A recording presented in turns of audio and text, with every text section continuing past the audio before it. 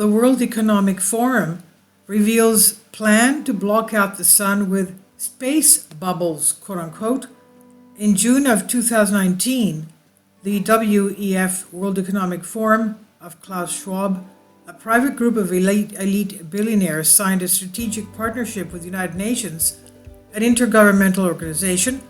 This highly questionable partnership was formed with the explicit goal of accelerating the implementation of the 2030 Agenda for Sustainable Development. This move was seen by many across the world as a corporate takeover, quote unquote, of the United Nations, and was opposed by hundreds of NGOs, nonprofits, think tanks, and government officials. An open letter in September of 2019 signed by these organizations detailed the problem with such a move.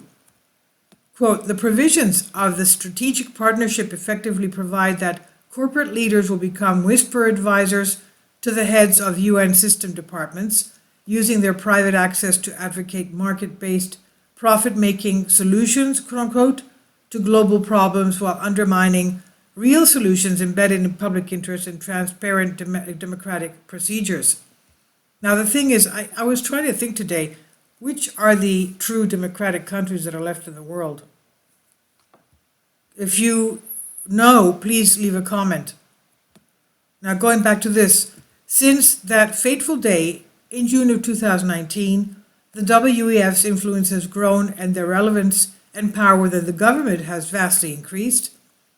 During the COVID pandemic, WEF put out their mission entitled The Great Reset, to use this to push what they say is a need for global stakeholders to cooperate in simultaneously managing the direct consequences of the pandemic crisis, to help inform all those determining the future state of global relations, the direction of national economies, the priorities of societies, the nature of business models, and the management of global commons. The Great Reset was written off by fact checkers as a conspiracy theory, despite the WEF advocating for it publicly, and the head of the WEF, Klaus Schwab, literally writing a book with that title, The Great Reset, advocating for these very initiatives. So it's not a conspiracy theory, it's fact. After amassing massive government influence for years, the group, which openly refers to themselves as elites, quote unquote, has come to the same conclusion that Billy Boy has come to years ago. We need to block out the sun to slow climate change.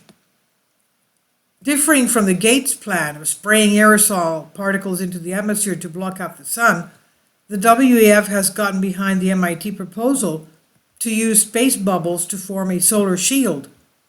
Space-based solutions would be safer, for instance, if we deflect 1.8% of the incident solar radiation before it hits our planet, we could fully reverse today's global warming, they state. Another advantage of this particular solar shield is that it is reversible, as the bubbles could be deflated and removed from their position. The spheres would be made from a material such as silicon, transported to space in molten form, or graphene-reinforced ionic liquids. For now, the plan is a working hypothesis, and scientists behind it are only conducting experiments in the lab. Citing the highly controversial nature of such geoengineering plans, the WEF fell back on their relationship with the UN to justify it. Geoengineering has proven controversial, but the United Nations Intergovernmental Panel on Climate Change has said it is necessary Plan B if temperature rises cannot be capped at a manageable level. Indeed, regardless of the assurance of the elite, many scientists and government bodies are making moves to prevent such actions. Some countries have even banned the practice. Last year, the nation of Sweden recanted in their plan to test Billy Boy, the plan to spray particles in the sky to test blocking out the sun, citing disagreements among scientists. Others simply want to compensate anyone who is harmed by these projects. David Keith, a professor of applied physics and public policy at Harvard University, recognizes the very many real concerns of geoengineering. According to a report in Forbes, to offset these risks, he has proposed the creation of a risk pool to collect funds for the risks associated with playing Mother Nature, up to and including cooling an area so much that inhabitants are unable to grow food, as Forbes reports. Again, these temperature decreases bring with them serious risks. Freezing temperatures in 1815 led to failed crops in near-famine conditions. British scientists have cited stratospheric aerosols from volcanic eruptions in Alaska and Mexico as a potential cause of drought in Africa's Sahel region. Major disruption of the global climate could bring unintended consequences, negatively impacting highly populated regions and engineering another refugee crisis. David Keith has proposed the creation of a risk pool to compensate smaller nations for collateral damage caused by such tests, but such a payout might be little comfort to those displaced by unlivable conditions, end quote.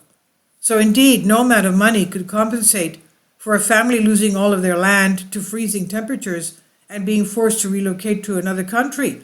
But these are some of the risks involved in weather modification, which is why a small group of global elites who are not scientists should not be making these decisions for 8 billion people. This is from the Free Thought Project. It's on Humans Be Free. And I'll leave a link below. Please leave your comments. Thank you for your support. Kindly support my Patreon account. The daily posts are 5 videos daily, and they are totally different from what I have on my YouTube channel. Thank you so much for your support and that you find all my content so interesting. You'll find the Patreon account details in the description box below.